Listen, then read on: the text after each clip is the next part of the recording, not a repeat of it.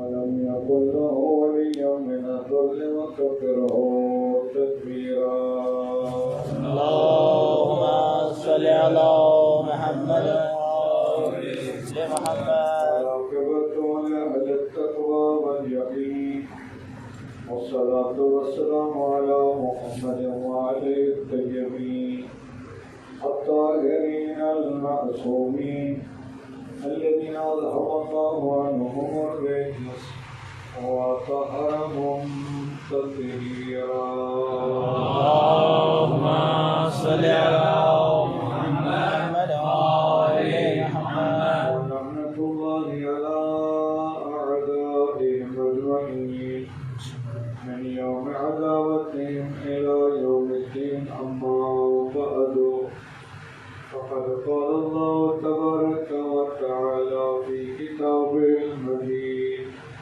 بسم الله الرحمن الرحيم ادعوني أستجب لكم صلوات اللهم صل على محمد وآل محمد سب سے پہلے دعا کو خالق کائنات ہماری آج کی اس عبادت کو اپنی بارگاہ میں قبول فرمائے. خالق کائنات اس گھر میں اپنی رحمات کا نزول فرمائے. خالق کائنات شاہ صاحب کے بچوں کی زندگیاں دراز فرمائے. اللہ آمین تمام اپنے نیک مقاصد سے کامیاب فرمائے اللہ آمین اور ان کو دنیا آخرت کی کامیابیاں نصیب فرمائے. دعاؤں کی قبولیت کے لیے صلوات. اللهم صل على محمد وآل محمد اور صلوات پڑھیے گا آواز پر. اللهم صل على محمد وآل محمد قرآن مجید کی ایک معروف اور مشہور آیت کریمہ اس کا ایک حصہ میں نے آپ کی خدمت میں تلاوت کرنے کا شرف حاصل کیا، جس میں خالق کائنات ایک عظیم کتاب اور ایک عظیم تحفہ ہمیں دے رہے ہیں. فرمایا ادعونی. عربی گرامر میں یہ امر ہے اور جو رب کا امر ہوتا ہے اس کی وجہ بڑی ضروری ہوتی ہے. فرمایا ادعونی، مجھے دعوت دو، مجھے بلاؤ. یہ لفظ معمولی نہیں ہے، ہم اس کو پڑھ جاتے ہیں اور گزر جاتے ہیں.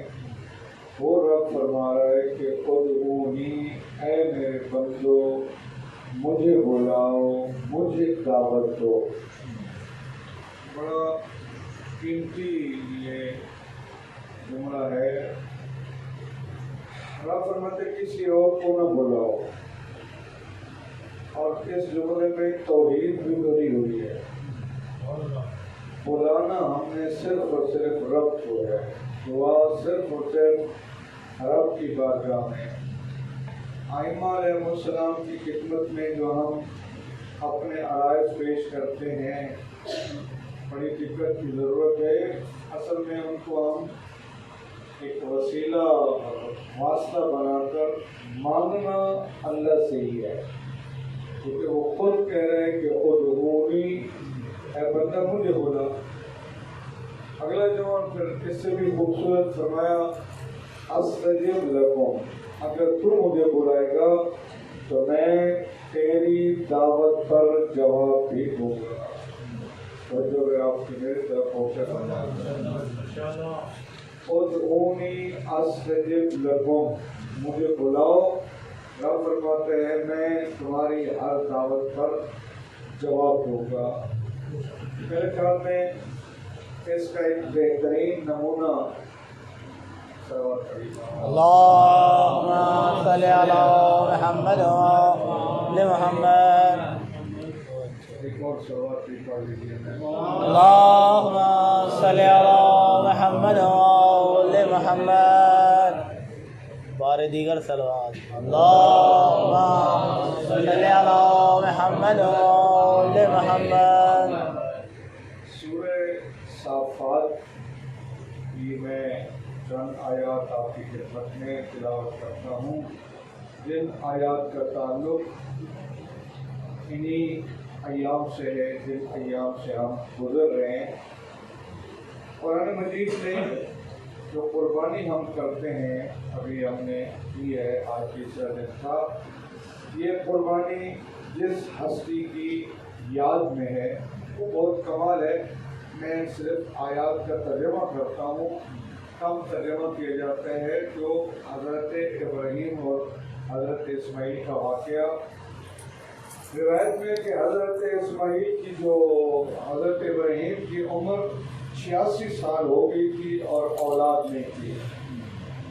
86 سال کی عمر ہے اور بڑے امتحانات سے گزرے ہیں۔ حضرت ابراہیم کا جو اپنا آبائی شہر ہے وہ بابل تھا۔ بابل ابھی ایران میں بھی ہے، عراق میں بھی ہے، افغانستان میں بھی ایک صوبہ بابل ہے۔ اس زمانے میں ایک ہی شہر تھا، بہت بڑا شہر تھا۔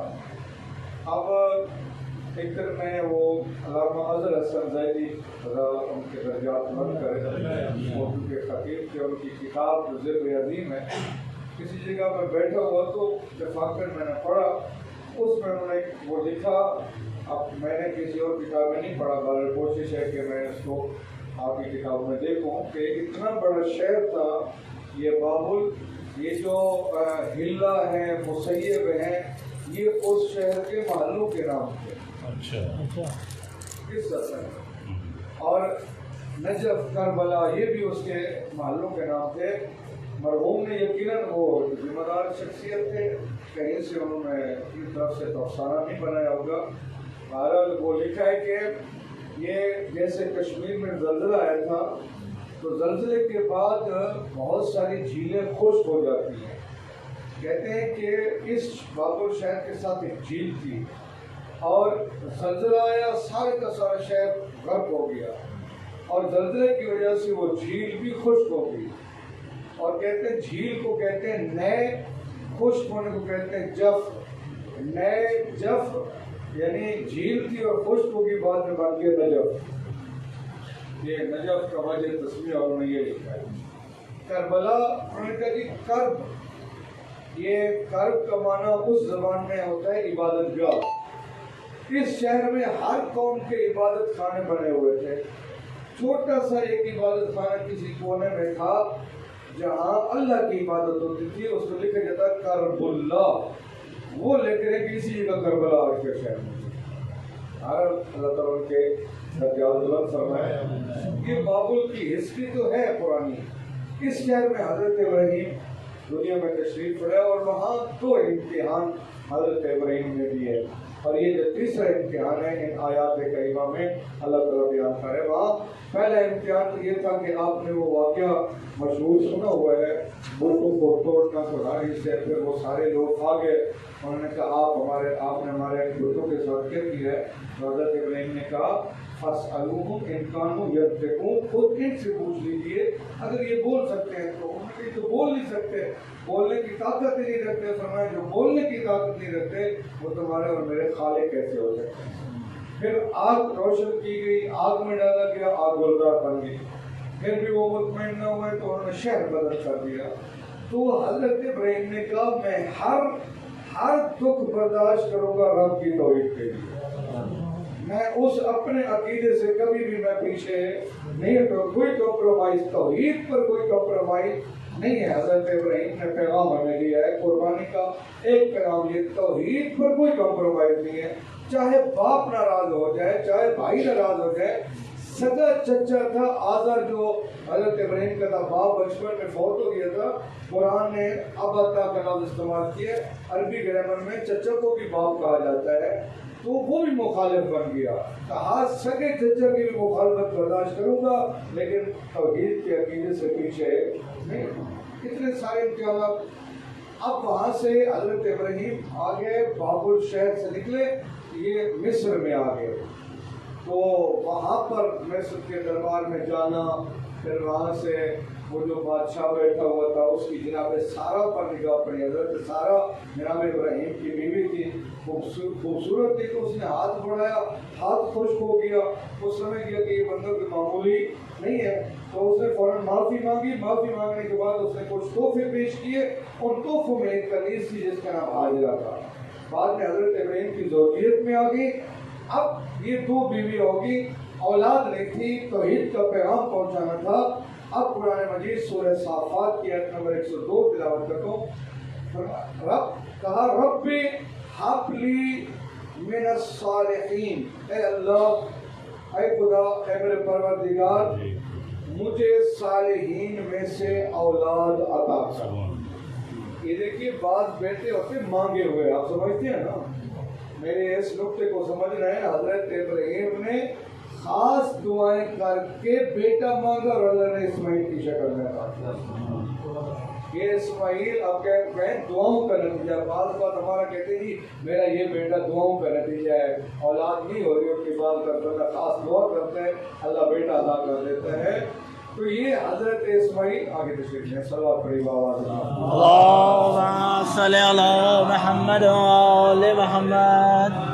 جو ہے ماشاءاللہ جی. حضرت اسماعیل بڑی دعاؤں سے, آپ تاریخ کی کتابوں میں چلے جائیں گے, اس آیت کے ضمن میں لکھا ہے کہ پتہ نہیں کتنے دن حضرت ابراہیم گریہ کرتے رہے, اللہ کی بارگاہ میں التماس کرتے رہے, پھر جا کر اللہ نے حضرت اسماعیل کی شکل میں بیٹا عطا کیا.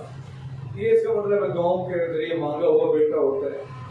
اچھا پھر میں آپ سے سوال کرتا ہوں, بیٹا سب سے زیادہ کس عمر میں پیارا لگتا ہے؟ ماہرین نے ثابت کیا ہے 12-13 سال کی عمر, کیونکہ جب وہ 16-17 کا ہو جاتا ہے, اب حرکات کرتا ہے, تو پھر وہ محبت پہلے والی باپ کو نہیں رہتی. میرے خیال میں یہ میرا اس میں ایک پکی سی بات ہے. اور اس سے پہلے بھی وہ اتنا نہیں ہوتا. یہ جو ماہرین کہتے ہیں باپ کو چاہے متوجہ ہو یا باپ نہ ہو, سب سے زیادہ جو محبت ہوتی ہے باپ کو بیٹے سے, وہ جب 12-13 سال کا, جس کو عربی میں غلام کہا جاتا ہے. غلام نوکر کے معنی میں نہیں, غلام کا لفظ حضرت قاسم کے لیے بھی استعمال ہوا ہے. لم یبلغ الحلم, حلم کہتے ہیں ابھی بالغ نہیں ہوئے تھے, قریب تھے. حضرت قاسم کی بھی 13 سال کی عمر تھی اور حضرت اسماعیل بھی 13 سال کی عمر میں. اب آپ یہاں سے اندازہ کیجئے کتنی دعاؤں سے مانگا اور کتنی محبت ہوگی 13 سال کی عمر میں حضرت ابراہیم کو اپنے بیٹے سے. اب محبت کا یہ عالم ہے. اور جب دعا مانگی تو اللہ فرماتا ہے فبشرناہ بغلام, پھر غلام حلیم, ہم نے بیٹا دیا, بیٹا بھی بردبار اور صبر کرنے والا, عام بیٹا نہیں تھا. پھر اگلی آیت کریمہ کیا خوبصورت ہے. اب یہ بہت مہم ہے. فَلَمَّا بَلَغَ مَعَهُ السَّعْيَ, جب وہ باپ کے ساتھ, دیکھیے 13-14 سال کی عمر میں باپ دکان پہ بھی بیٹے کو لے جاتے ہیں اور میرے ساتھ بیٹھو, کام کاج میں بھی ایسا تھا. لیکن جب وہ کام کاج کے قابل ہوئے, کون؟ حضرت اسماعیل علیہ السلام. قالا, اب حضرت ابراہیم رات کو سوئے, خواب میں دیکھا کہ میں اپنے بیٹے کو ذبح کر رہا ہوں. ذبح میں یہ کہ ایک رات دیکھا, دوسری رات, تیسری رات. ہمارے خواب اور نبی اور امام کے خواب میں فرق ہوتا ہے. یہ بڑا, اگر ہمیں یہ فرق سمجھ آ جائے تو بہت بڑی بات ہے. ہمارے خواب حجت نہیں ہے. ہم جو خواب دیکھتے ہیں وہ حکم خدا نہیں ہوتا ہے. اگر میں آپ کو کلیئر کے ساتھ دوں, اگر خواب میں آ جائے مجھے کہ آپ فلاں بندے کو امام زمانہ فرمائیں, میں آپ کو حکم دے رہا ہوں, آپ فلاں بندے کو 100 روپے دیتے, میرے لیے دینا واجب نہیں.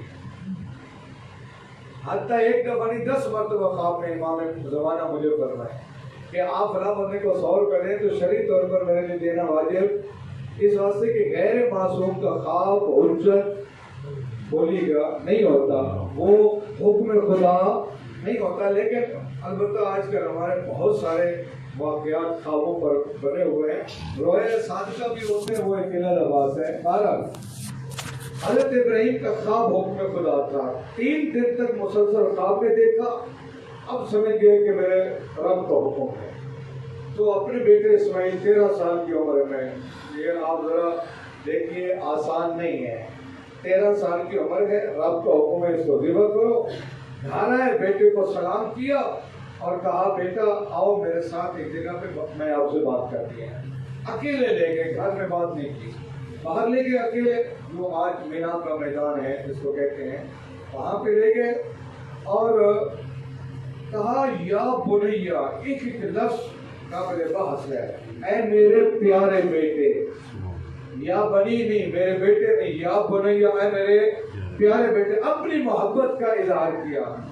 کہا کہ انی ارا فی المنام انی اذبحک، فرمایا کہ میں نے خواب میں دیکھا ہے میں آپ کو ذبح کر رہا ہوں۔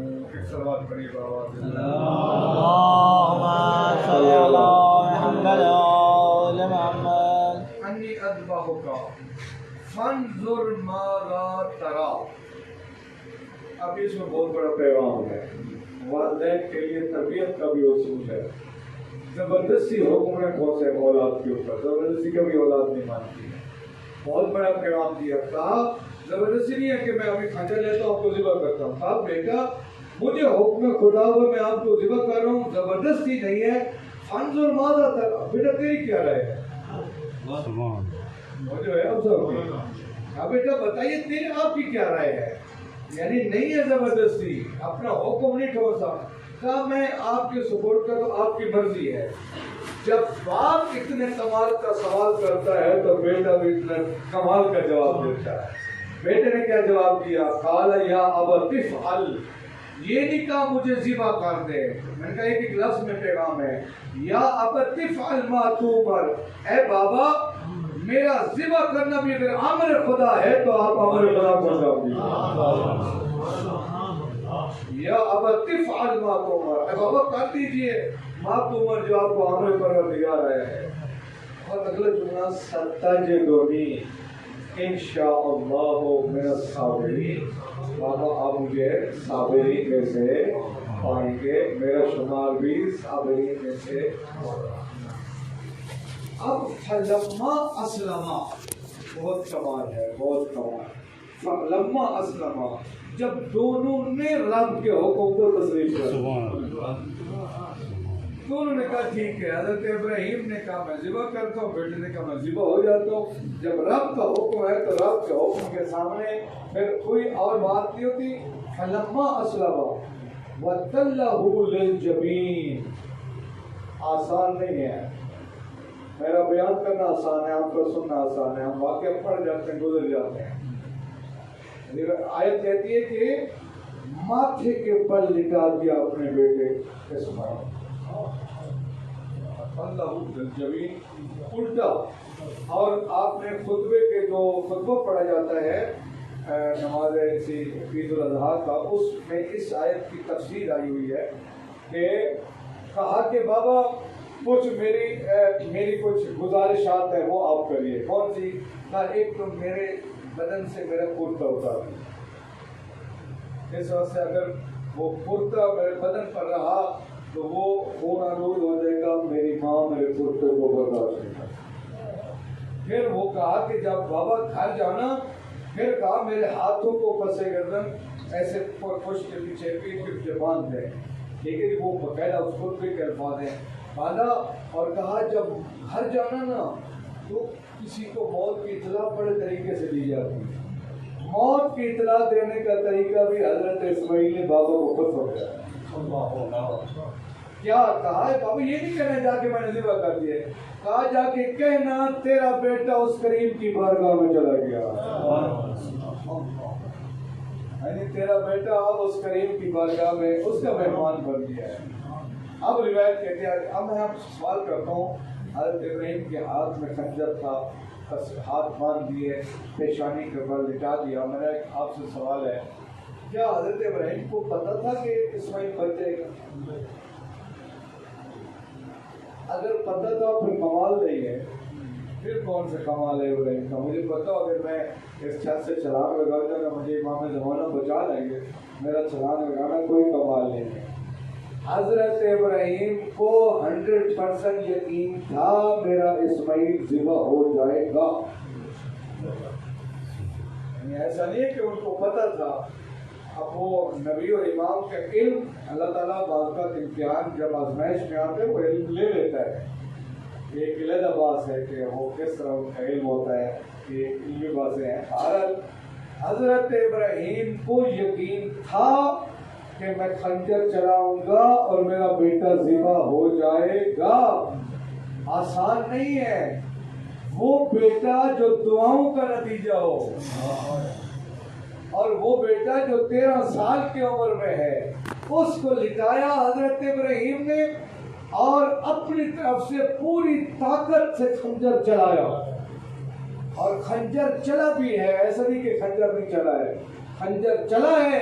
جیسے ہی خنجر چلایا اللہ کی آواز ہوئی، اے ابراہیم تو اس امتحان میں بھی کامیاب ہو، اس آزمائش میں بھی کامیاب ہو. نہ دے نہ ہو ہم نے اس امتحان میں بھی آپ کے فل نمبر ہو گئے. اب میرے دوستوں ہمارے لیے اس پورے واقعے میں ہم کو قربانی کرتے ہیں کیا سبق ہے؟ دمبا آیا، ذبح ہو گیا، اسماعیل بچ گئے. اب اللہ نے کہا قیامت تک ابراہیم اور اسماعیل کو مارنے والے جانوروں کی گردنوں پر چھریاں چلاتے رہے. اب ہم چھری چلاتے ہیں جانور کی گردن پر اور اس سے خون نکلتا ہے، پھر گوشت ہم خود بھی کھاتے ہیں، دوسروں کو بھی کھلا دیتے ہیں. یہ کیا فلسفہ ہوگا؟ یعنی جس کوئی تو اس جانور کو تکلیف نہیں ہوتی. اچھی کسی قربانی کی یاد ہے کہ اس بیچارے کا گلا کاٹ دو. گلا کاٹ کے کیا گلا کاٹنے میں قرآن مجید کی آیت کریمہ پڑھتا ہوں. بسم اللہ الرحمن الرحیم. فرمایا کہ لن ینال اللہ لحومها ولا دماؤها. اس طرح کی آیت ہے کہ اللہ تک نہ قربانی کا گوشت پہنچتا ہے نہ خون پہنچتا ہے. اللہ کو تمہارے گوشت اور اس خون کی ضرورت ہی نہیں ہے. ولیکن ینالہ التقوی، تمہارا تقوی اس کی بارگاہ میں پہنچتا ہے. جب ہم جانور کی گردن پر چھری رکھتے ہیں، اصل چھری ہمیں اپنے خواہشات نفسانی پر رکھتے ہیں. مجھ سے میں ہم کتنے اپنے خواہشات نفسانی کے قتل کرتے ہیں. قربانی کا مطلب ہے قربان ہو جانا. عربی کا لفظ ہے اپنے آپ کو دوسروں پر فدا کر دے.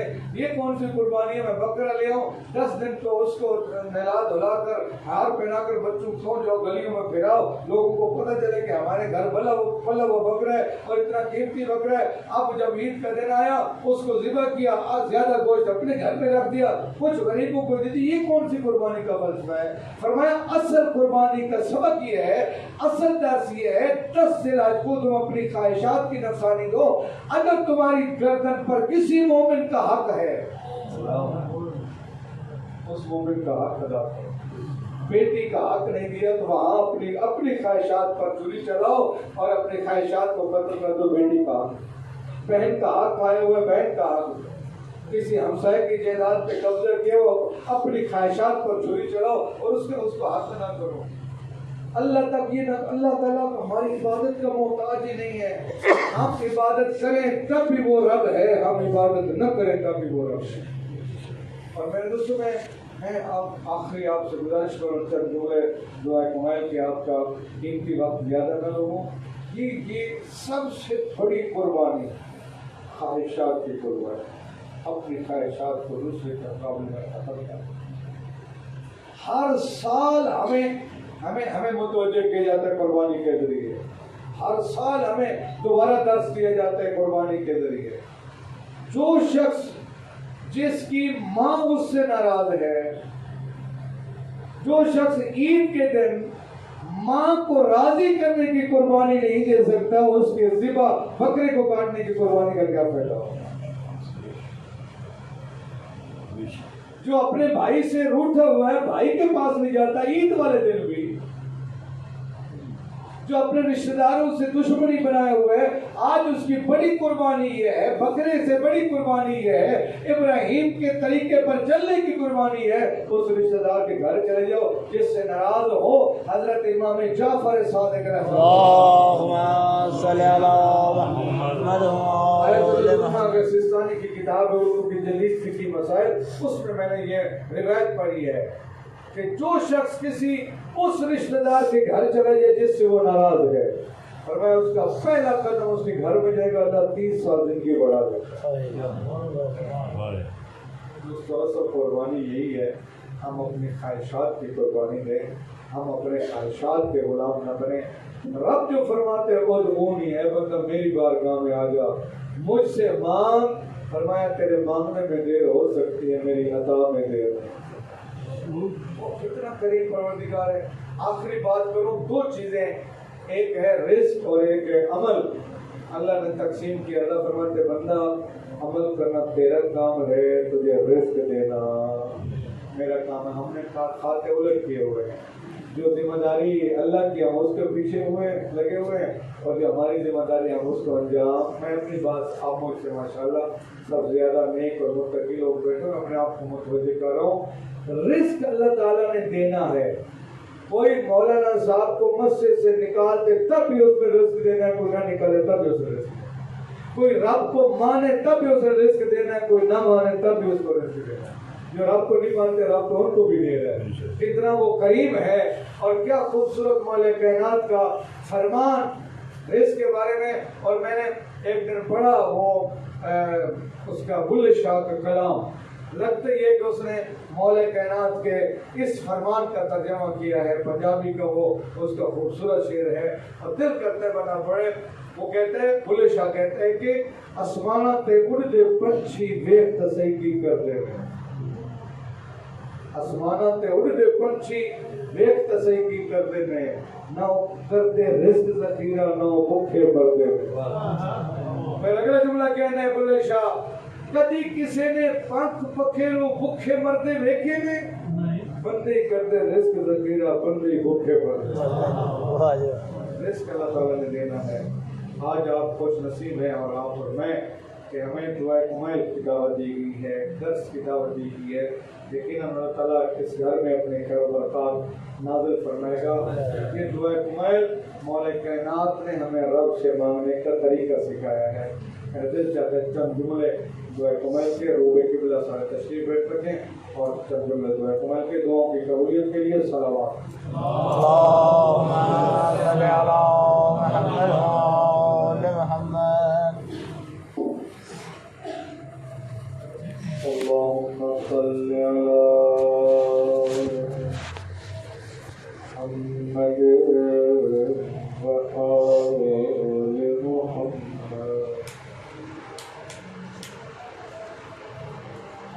اللهم صل على محمد وآل محمد۔ یا اللہ یا اللہ یا اللہ یا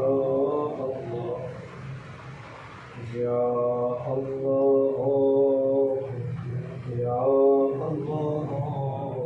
یا اللہ یا اللہ یا اللہ یا اللہ یا اللہ۔ سب پڑھیے، یا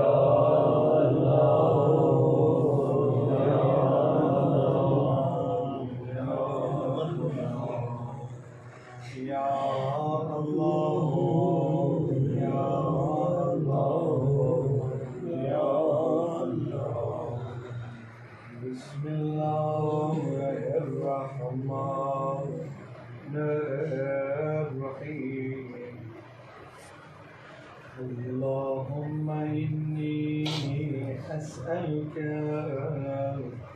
برحمتك التي وسعت كل شيء وبقوتك التي قهرت بها كل شيء وخضع لها كل شيء وذل لها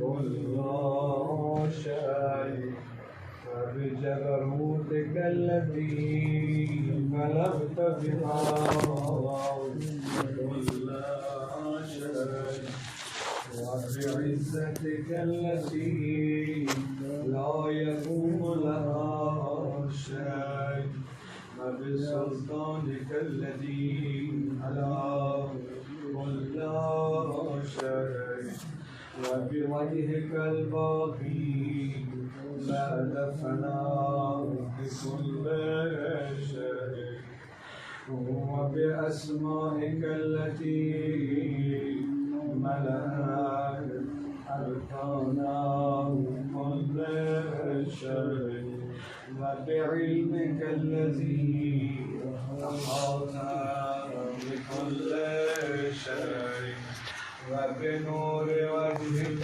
الذي أضاء له كل شيء يا نور يا قدوس يا نور يا قدوس يا نور يا قدوس يا نور يا قدوس يا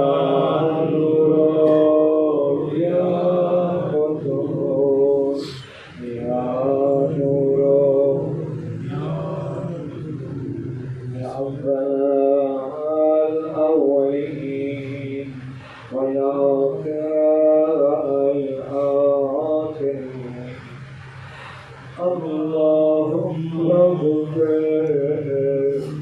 للذنوب التي كل انسان اے اللہ میرے وہ گناہ معاف کر دے جن کی وجہ سے ناموس ختم ہو جاتے ہیں اللهم اغفر للذنوب التي تنزل لك میرے اللہ وہ میرے گناہ معاف کر دے جن کی وجہ سے مصیبتیں نازل آتی ہے اللهم اغفر للذنوب التي تغير میرے اللہ میں وہ گناہ معاف کر دے جن کی وجہ سے نعمتیں چلی جاتی ہیں اللهم اغفر للذنوب التي تحبس الدعاء میرے اللہ میرے خدا میرے وہ گناہ معاف کر دے جن کی وجہ سے دعائیں قبول نہیں ہوتی اللهم اغفر للذنوب التي تنفع الرجاء میرے اللہ وہ میرے گناہ معاف کر دے جن کی وجہ سے رحمت کی امید ختم ہو جاتی ہے اللهم اغفر للذنوب التي تنزل البلاء اگلا جملہ بہت قیمتی ہے مولا کائنات نے ہمیں مانگنے کا طریقہ سکھایا فرماتے اس طرح دعا مانگا کر اللهم اغفر لي كل ذنب ذنبته کیا مطلب میرے اللہ میں اپنے کس کس گناہ کو یاد کرو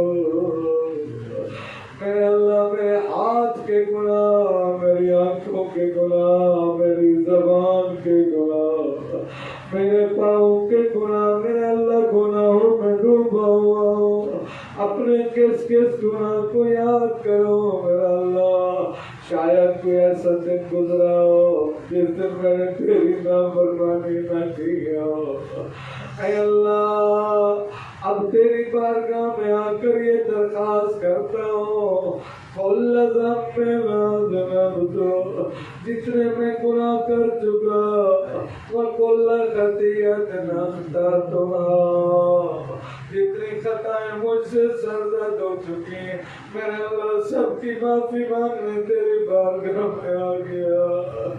اللہم انی اتقرب الیک بذکر. میرے اللہ جس زبان سے میں گناہ کرتا رہا، جس زبان کو میں نے گناہوں سے آلودہ کیا، جن سماعت اور کانوں کو میں نے حرام سن کر گناہوں سے آلودہ کیا، اب تیرا ذکر کر کے ان کو پاک کرنا چاہتا ہوں. میرے اللہ تیرا ذکر کر کے تیرے قریب آنا چاہتا ہوں. میرے ساتھ مل کر کے یہ رب کا ذکر کرتے ہیں. یا کریم یا کریم یا کریم یا کریم یا کریم اے کریم اللہ، اے میرے پروردگار، میرے خدا، آج 12 ذی الحج کا دن ختم ہوا. میرا اللہ اتنا کہتا ہوں یہی وقت ہوگا جب فرات کے کنارے دو شہزادوں کے لاشیں پانی میں بہ رہے ہوں گے. آج 12 ذی الحج بعض روایات کے مطابق آج رقیہ کی جوڑی کو بے دردی سے ذبح کیا گیا. اجرکم اللہ. میں ایک جملہ کہتا ہوں، میں کہتا ہوں اللہ کے نبی آپ نے نمازیں پڑھی ہیں، آپ کی نمازیں مشکل نمازیں نہیں تھی، آسان نمازیں تھی. خصوصاً مدینہ میں جو آپ نے نمازیں پڑھی ہیں وہ مسجد میں پڑھی ہے، وہ صحابہ کے آگے کھڑے ہو کر پڑھی ہے، چھت کے سائے تلے پڑھی ہے. ادھر سے جبرائیل کی آمد ہوتی تھی، ادھر سے ملائکہ کا نزول ہوتا تھا. آپ کی نماز اتنی مشکل نماز نہیں ہے، آپ کی نماز آسان ہے. اپنے صحابہ کے آگے نماز پڑھنا اور ہے، ظالم کی تلوار کے سائے کے نیچے نماز پڑھنا اور ہے. جب دریا کا کنارہ رقیہ کی جوڑی منت کر کے کہتے ہیں مارنا ہی ہے، منت لگا 2 رکعت نماز پڑھنے دے. اللہ اکبر. دعا کے لیے آپ بلند کیجئے. ختم ہوگی میری دعا. قبلہ سید محمد یار شاہ مرحوم کی طرف منسوب یہ نسبت دی جاتی ہے. وہ روایت پڑھتے تھے جب یہ کمینہ شہزادوں کے سر لے کر ابن زیاد کے دربار میں آیا، وہ کمینہ جتنا بزدل تھا، جتنا سنگ دل تھا، جتنا ظالم تھا، جب 2 پھول جیسے چہرے دیکھے 3 مرتبہ اٹھا 3 مرتبہ بیٹھا، نہ برداشت کر سکا. میں کہتا ہوں اللہ جانے ماں نے کیسے برداشت کیا ہوگا، بہنوں نے جب سنا ہوگا کیسے برداشت کیا ہوگا. میرے اللہ میرے پروردگار ہاتھ فضا میں دعا کے لیے بلند کیجیے. آخری مناجات. میرے اللہ تو نے خود فرمایا مجھے بلاؤ. میرے اللہ تیری دعوت پر تیری بارگاہ میں حاضر ہوئے. میرا اللہ اپنی طرف سے نہیں ہے، تو نے دعوت دی ہے. یہ کیسے ہو سکتا ہے جس کو تو بلائے خالی واپس بھیج دے؟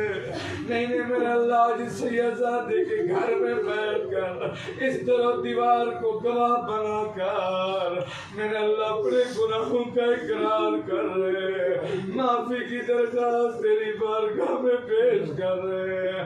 میرے اللہ اتنا بتا، اگر تو نے مجھے اپنے دروازے سے خالی بھیج دیا میرا کیا بنے گا؟ میرے اللہ نہیں میں تیرے بارے میں یہ گمان نہیں کر سکتا، نہیں ہو سکتا تو مجھے معاف نہ کرے. دعا کے لیے ہاتھ بلند کیجیے. یہ نام میرے رب کو بڑا پسند ہے. مل کر کہیے یا غفار یا غفار یا غفار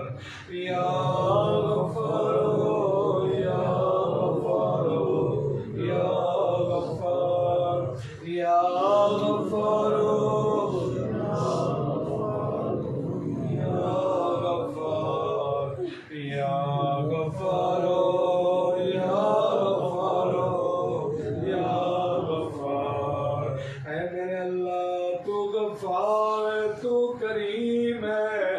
کریم اس ذات کو کہتے ہیں جس کے دروازے سے کوئی خالی واپس نہ جائے. میرے اللہ جتنے مومنین اس دعا میں شریک ہے رو رو کر کرے اللہ ہمارے گناہوں کو نہ دیکھ اپنی رحمت کو دے. میرے اللہ بھول گیا تھا تیری نافرمانی کرتا رہا لیکن اب تیری بارگاہ میں جھکا ہوا. میرے اللہ میں پروردگار میرے خدا ہم سب کی اس عبادت کو قبول فرما. میرے اللہ ہم سب کے گناہ صغیرہ و کبیرہ معاف فرما. ہماری خطاؤں سے درگزر فرما. ہم سب پر رحم فرما. میرے اللہ ہمارے والدین اساتذہ کرام کے گناہ معاف فرما. میرے اللہ ہمارے مرحومین کی مغفرت فرما. پروردگار بہترین تحفات کا ذکر میرے اللہ ذکر کا ثواب صاحب خانہ کے مرحومین حاضرین کے مرحومین شہداء ملت جعفریہ وہ مرحومین جن کے لیے دعا مانگنے والا کوئی نہیں ان کے نام اعمال میں درج فرما. اپنی قبر پر اپنی رحمت نازل فرما. میرے اللہ تو محمد والے محمد کی شفاعت سے بہرمند فرما. ہمیں بھی اپنی موت اور قبر کو یاد کرنے کی توفیق عطا فرما. خاتمہ بالخیر فرما. ہماری دعاؤں کو مستجاب فرما. ہماری نمازوں کو قبول فرما. گزشتہ گناہ معاف کر کے آئندہ گناہوں سے بچنے کی توفیق عطا فرما. میرے اللہ صاحب خانہ سید شاکر قاسم صاحب ان کی توفیقات خیر میں اضافہ فرما. ان کے گھر میں خیر و برکات نازل فرما. ان کے بچوں کی زندگیاں دراز فرما. دنیا اور آخرت کے تمام امتحانات میں کامیاب فرما. ان کی دعاؤں کو قبول فرما. علماء حق کا سایہ ہمارے سروں پر قائم فرما. میرا اللہ مشکل دور آ گیا ہے ہماری قوم ہماری ملت کو اتحاد اور اتفاق نصیب فرما. دشمن کے شر سے محفوظ فرما. وطن عزیز کی حفاظت فرما. اس ملک کو ہر قسم کی دہشت گردی سے محفوظ فرما. دہشت گرد اس رنگ و انداز میں ہمیں دنیا و آخرت میں ذلیل و رسوا فرما. میرا اللہ دعا مانگتا ہوں بار الہ آئندہ سال کربلا میں چہرہ نصیب فرما. الحرمین عبادت کی توفیق عطا فرما. روز معاشر ہم سب کو نمازیوں میں شامل فرما. اس علاقے کے مومنین کو شاد و آباد فرما. دشمن کے شر سے محفوظ فرما. میرا اللہ تو علیم و بذات الصدور ہے. حاضرین جو حاجات رکھتے اپنی بارگاہ میں قبول فرما. آئیے آخری دعا تمام دعاؤں کی انتہائی دعا مرکزی دعا میرے اللہ یوسف زہرا قائم آل محمد حجت ابن الحسن العسکری امام زمانہ کے ظہور میں تعجیل فرما. امام اسلام کی زیارت سے مشرف فرما. ہمارے امام کو ہم سب سے راضی فرما. امام جب امام کا ظہور ہو امام آواز میں ہمیں لبیک کہنے کی توفیق عطا فرما. تمام دعاؤں کی قبولیت کے لیے بلند صلوات.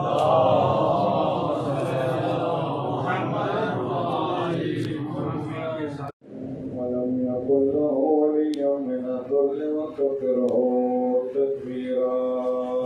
اللهم صل على محمد وآل محمد.